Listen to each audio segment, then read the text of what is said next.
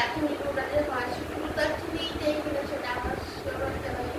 আর যদি শুধু দিতে পারে তো ভালো কথা, কারণ বাড়িতে করলে সব কিছু ভালো শিওরভাবে করা যাবে, যেটা শুধু দারচিনি গুঁড়ো, এর সঙ্গে কিছু মিষ্টি নেই, যাতে এগুলো দেওয়ার হয় এটার সঙ্গে কিছু মিষ্টি করা যাবে।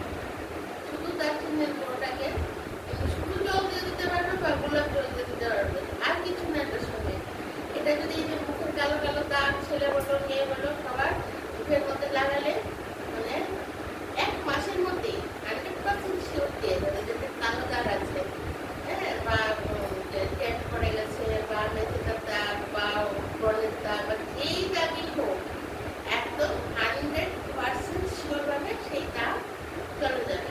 শুধু দারচিনি গুঁড়ো, এটার সঙ্গে তুমি গোলাপ জল দিতে পারো বা শুধু জল দিতে পারো, একদম পেস্ট, একদম ভালো করে পেস্ট করতে হবে। পেস্ট করলে তো আর এটা যদি তুমি শিলনোড়াতে বাটো তাহলে এমনি তো শুধু গুঁড়ো করে তারা একটু পেস্ট করা যাবে, ওটা তো বাটতে হবে ভালো করে। সেইটা দিতে গেলে মানে একদম মানে তোমার পুরো দাগ চলে যাবে। আর আরেকটা হয়েছে, এটাও একদম সহজ।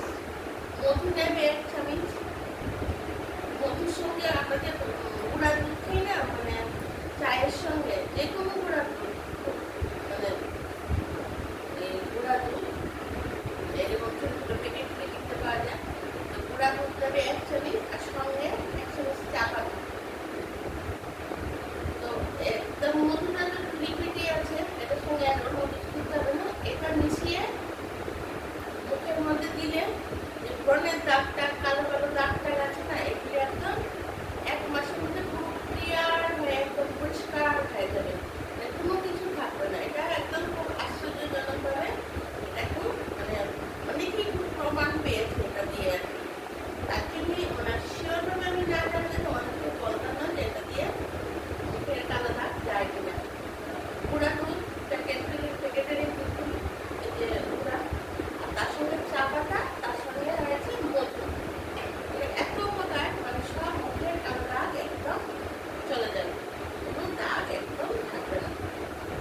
দেখো বন্ধুরা, তোমাদের আজকে আমার এই টিপসটা ভালো লেগেছে, ভালো লাগলে তোমরা অবশ্যই জানাবে, তোমরা কমেন্ট করে কিছু বলছো না যে আমার টিপসগুলি তোমাদের ভালো লাগছে কি ভালো লাগছে না, তোমরা বলছো না। প্লিজ তোমরা আমাকে একটু সাবস্ক্রাইব করে দাও। তোমরা যদি আমাকে সাবস্ক্রাইব না করো বন্ধুরা, আমি এটা করতে পারবো না। আমি এটা তোমাদের আমি নিজের জন্য আর তোমাদেরকেও আমার একটা মানে ভবিষ্যৎ আমার কথা তাকে আমি মানে তোমরা তো কিছু হলো আমার কিছু লোক হলে আমার প্রোগ্রাম দেখছো, তার জন্য আমার বিকেল হলেই আগে মনে হয় আগে তোমাদের সাথে কথা বলে নিই, তারপর আমরা সব কাজ করবো। বাকি সব কাজ করে আগে তোমাদের সাথে কথা বলবো। আর আমি ভালো থেকে জেনে বুঝে নিজেরা আমরা ইউজ করছি বা আমার নিজের মেয়ে আছে যে জিনিসটা ইউজ করছে বা আমিও নিজে যে জিনিসটা ইউজ করে সঠিকভাবে নিয়ে তারপর তোমাদেরকে ইউজ করার কথা বলছি। আর যেগুলি কথা বলছি সেগুলো কোনো পয়সা খরচের জিনিস না, আমাদের ঘরেই থাকে সবটা জিনিস।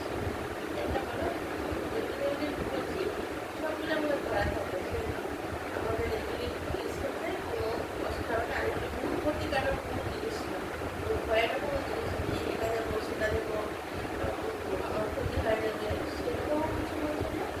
আর শুধু বন্ধুরা, তোমরা চা খেয়েছো? চা না খেলে চা খেয়ে নাও, বিকেল হয়ে গেছে, আমিও চা খেয়ে নিচ্ছি। তোমাদের ভালো লাগছে দুধ দিয়েছি। আর হাত পা পরিষ্কার করার জন্য তো বলেছি একদম চকচকে পরিষ্কার হয়ে যাবে। চিনি নেবে, কফি নেবে, একটু শ্যাম্পু নেবে আর একটু লেবু নেবে,